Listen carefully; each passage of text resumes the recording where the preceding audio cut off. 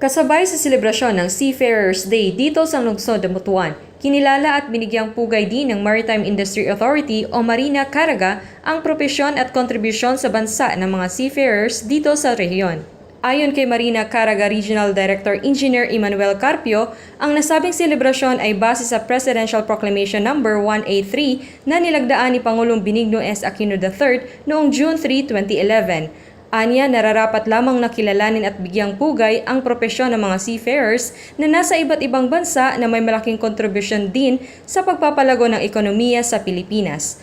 Dagdag pa ni Director Carpio, nasa mahigit 400,000 mga seafarers ang naitala noong nakaraang taong 2015. 30% umano nito ay mga Pilipino. Of each year should be celebrated because we have to recognize our seafarers considering that they contributed so much on the development of our country. Sa panayam rin kay Luis Salarda, isang overseas seafarer na hindi biro at madalian niya ang kanilang trabaho. Kinakaya at tinitiis umano nila ang mapalayo sa pamilya nang mabigyan lang ng magandang buhay at kinabukasan ang kanilang pamilya. Bilang isang seafarers, ay para sa akin ay hindi madali.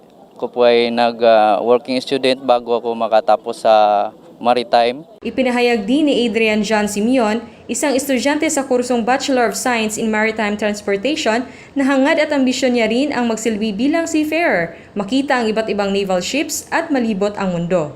Ginusto ko po maging seafarer o kinuha ko ang course na BSMT kasi mula bata pa ako talagang gusto ko na maging seaman. Isa din itong inspirasyon sa akin para malakbay ko ang 7 kontinente ng mundo.